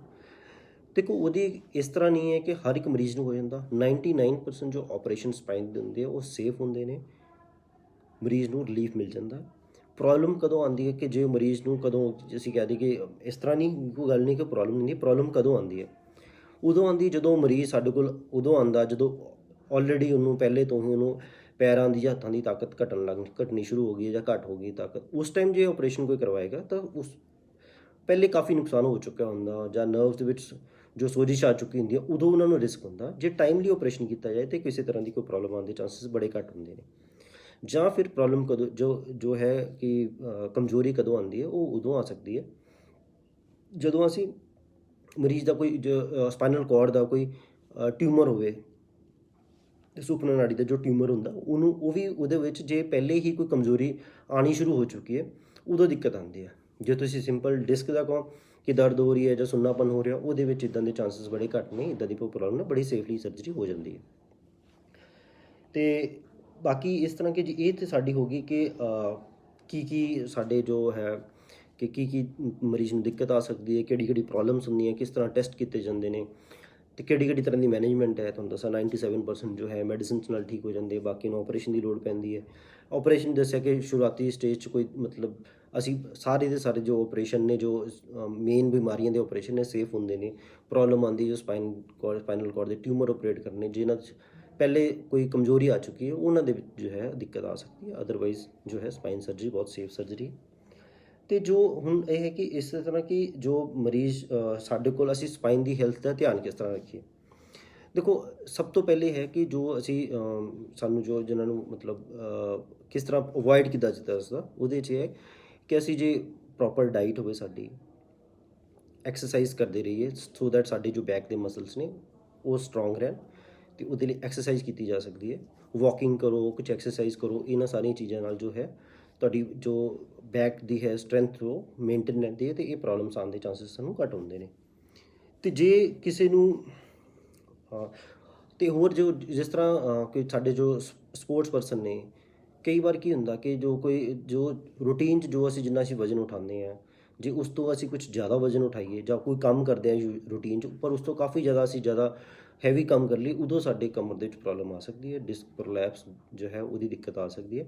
ਸੋ ਇਸ ਕਰਕੇ ਜੋ ਸਪੋਰਟਸਮੈਨ ਨੇ ਉਹਨਾਂ ਲਈ ਤਾਂ ਇਹੀ ਹਦਾਇਤ ਹੈ ਕਿ ਉਹ ਜੋ ਹੈ ਥੋੜ੍ਹੀ ਸਾਡੀ ਸਰੀਰ ਦੀ ਅਨੈਟਮੀ ਜਿਹਨੂੰ ਬਣਤਰ ਕਹਿੰਦੇ ਨੇ, ਉਹਦੇ ਬਾਰੇ ਜਾਣਕਾਰੀ ਲੈਣ ਕਿ ਕਿਹੜੇ ਮਸਲ ਕਿਹੜੀ ਐਕਸਰਸਾਈਜ਼ ਯੂਜ਼ ਹੁੰਦੇ ਨੇ, ਪ੍ਰੋਪਰ ਤਰੀਕਾ ਕੀ ਹੈ ਕਿਸੇ ਵੀ ਤਰ੍ਹਾਂ ਦੀ ਐਕਸਰਸਾਈਜ਼ ਕਰਨ ਦਾ, ਉਹਦੇ ਬਾਰੇ ਜਾਣਕਾਰੀ ਲੈਣ। ਅਤੇ ਜੋ ਵੀ ਉਹ ਕੁਝ ਸਪੋਰਟਸ ਕਰ ਰਹੇ ਨੇ, ਉਹਨੂੰ ਗ੍ਰੈਜੂਅਲੀ ਹੌਲੀ ਆਪਣੀ ਕੈਪੇਬਿਲਿਟੀ ਦੇ ਨਾਲ ਬਿਲਕੁਲ ਇੱਕੋ ਵਾਰ ਦੇ ਵਿੱਚ ਹੀ ਸਾਰੇ ਐਕਸਟ੍ਰੀਮ 'ਤੇ ਲੈ ਕੇ ਜਾਣਾ, ਉਹਦੇ ਨਾਲ ਉਹਨਾਂ ਨੂੰ ਪ੍ਰੋਬਲਮ ਆ ਸਕਦੀ ਹੈ।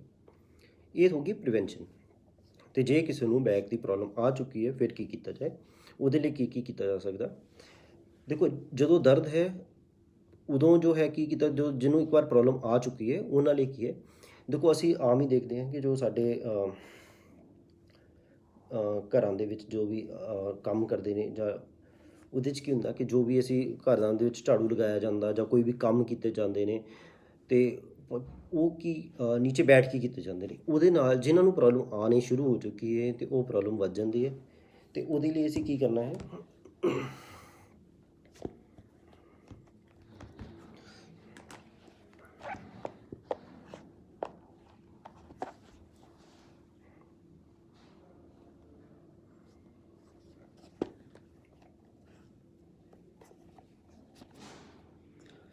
ਦੇਖੋ ਫਸਟ ਫੋਟੋ ਤੁਸੀਂ ਦੇਖ ਸਕਦੇ ਹੋ।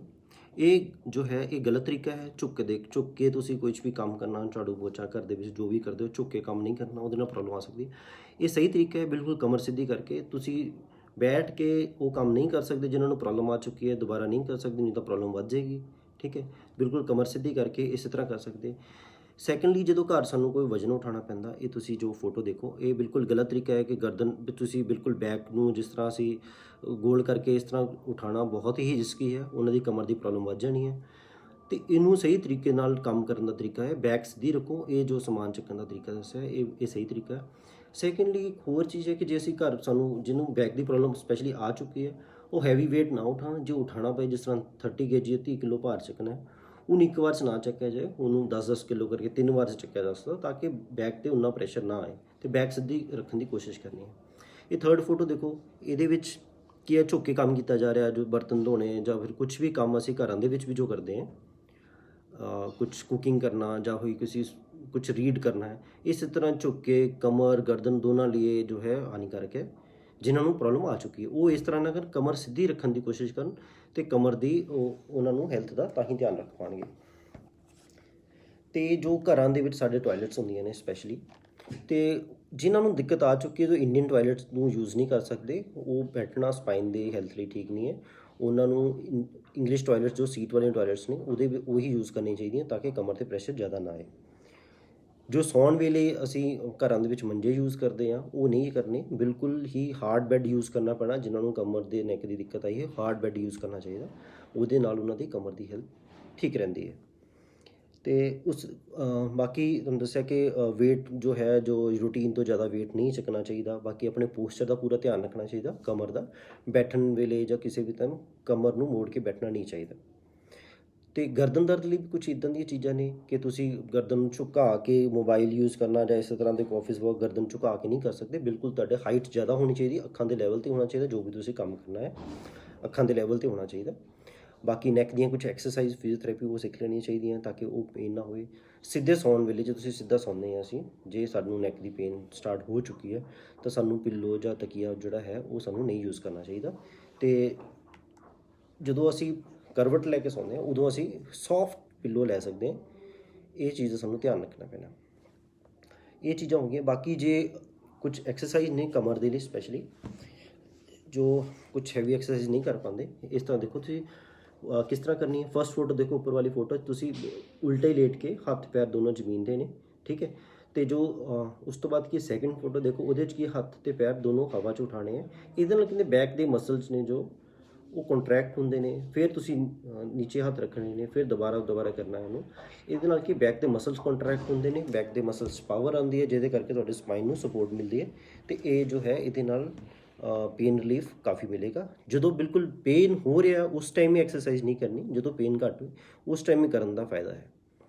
ਬਾਕੀ ਜਦੋਂ ਵੀ ਕਿਸੇ ਨੂੰ ਸਪਾਈਨ ਦੀ ਪ੍ਰੋਬਲਮ ਆਏ, ਬੈਕ ਦੀ ਪ੍ਰੋਬਲਮ ਆਏ, ਨੈਕ ਦੀ ਪ੍ਰੋਬਲਮ ਆਏ, ਡਾਕਟਰ ਨੂੰ ਜ਼ਰੂਰ ਮਿਲਣਾ ਚਾਹੀਦਾ, ਸੋ ਦੈਟ ਸਾਨੂੰ ਪਤਾ ਚੱਲ ਜਾਏ ਕਿ ਜੋ ਵੀ ਇਹ ਬਿਮਾਰੀ ਹੈ ਇਹ ਸਾਡੀ ਮੈਡੀਸਿਨ ਦੇ ਨਾਲ ਠੀਕ ਹੋ ਸਕਦੀ ਹੈ, ਨਹੀਂ ਸਕਦੀ, ਡੇਂਜਰਸ ਬਿਮਾਰੀ ਤਾਂ ਨਹੀਂ ਹੈ। ਇਹ ਸਾਨੂੰ ਇਸ ਚੀਜ਼ ਦਾ ਬੜਾ ਧਿਆਨ ਰੱਖਣਾ ਚਾਹੀਦਾ ਹੈ। ਤੇ ਬਾਕੀ ਜੋ ਵੀ ਤੁਹਾਡੇ ਕੁਐਸਚਨਸ ਨੇ ਉਹਨਾਂ ਦਾ ਮੈਂ ਆਨਸਰ ਦੇ ਦਿੰਦਾ। ਕਿਸੇ ਕੁਐਸਚਨ ਪੁੱਛਿਆ ਕਿਸੇ ਨੇ ਕਿ ਜੀ ਕੈਲਸ਼ੀਅਮ ਦੀ ਕਮੀ ਦੇ ਨਾਲ ਬੈਕ ਪੇਨ ਹੋ ਸਕਦੀ ਹੈ। ਡੈਫੀਨੇਟਲੀ ਹੋ ਸਕਦੀ ਹੈ। ਐਵਰੇਜ ਜੋ ਹੈ 45 ਸਾਲ ਦੀ ਉਮਰ ਤੋਂ ਬਾਅਦ ਜੋ ਲੇਡੀਜ਼ ਨੇ ਆਫਟਰ ਮੀਨੋਪੌਜ਼, ਉਹਨਾਂ ਦੀ ਜੋ ਹੈ ਹੱਡੀਆਂ ਜੋ ਕਮਜ਼ੋਰ ਹੋਣ ਲੱਗ ਜਾਂਦੀਆਂ, ਜਿਹਦੇ ਕਰਕੇ ਜਿਹਨੂੰ ਆਸਟੀਓਪੋਰੋਸਿਸ ਕਹਿੰਦੇ ਆ, ਉਹ ਵਿਦ ਏਜ ਉਹ ਵੱਧਦਾ ਜਾਂਦਾ, ਜਿਹਦੇ ਕਰਕੇ ਉਹਨਾਂ ਨੂੰ ਬੈਕ ਦੀ ਪ੍ਰੋਬਲਮ ਆ ਸਕਦੀ ਹੈ, ਪੇਨ ਰਹਿ ਸਕਦੀ ਹੈ ਉਹਨਾਂ ਨੂੰ। ਸੋ ਯੰਗ ਪੇਸ਼ੈਂਟ ਦੇ ਵਿੱਚ ਕੈਲਸ਼ੀਅਮ ਦੀ ਕਮੀ ਆਉਣਾ ਜੋ ਯੂਜੂਅਲ ਨਹੀਂ ਹੈ, ਰੂਟੀਨ 'ਚ ਨਹੀਂ ਹੈ।